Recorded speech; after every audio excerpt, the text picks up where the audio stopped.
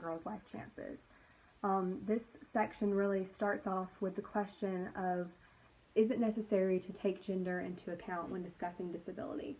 And I think that's one of the overall themes of this book, really, is that, is it necessary, and what does that look like to take gender into account when talking about disability, and how a disabled man and a disabled woman might have very different life experiences.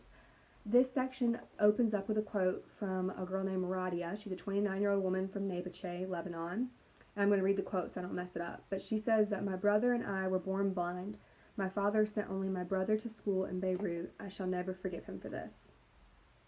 Basically, that kind of summarizes the whole section of this book, is that the boys get the advantage of education, which kind of means they would get the advantage in most things in life, even if they are blind. That there is a distinct difference in how they get treated in society, but it's not based on their disability, it's based on their gender more so.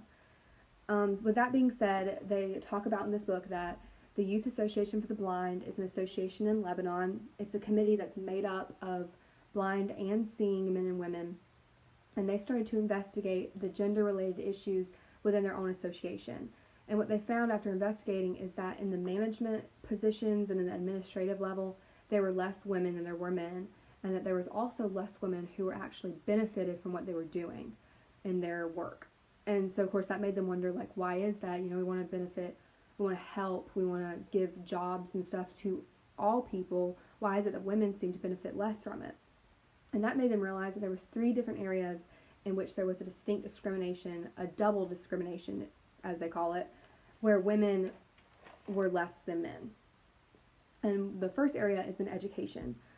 So in the Middle East, it is the father's job to, typically it goes to the boy, but there are some instances where it is going to the girl as well.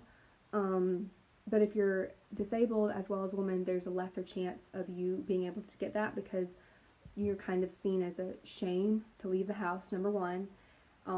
You are also less likely to be able to even get a job because you are a woman, because you are blind, and then you're less likely to marry. So to them it would seem, as they put it in the book, that any investment into a blind woman would be pointless. So a lot of times the fathers just decide not to worry with it because it seems like it won't benefit them or bring any fruit from it, because ultimately she can't really do anything as they look at it. Which, of course, this discrimination in education also leads to discrimination in employment, because then if you're blind and a woman, you already got a disadvantage. And then add on top of that, you're not educated, so you really don't have any way of making money for yourself. There are women that do, but it's extremely difficult, and it's kind of an uphill battle. So there's discrimination against that.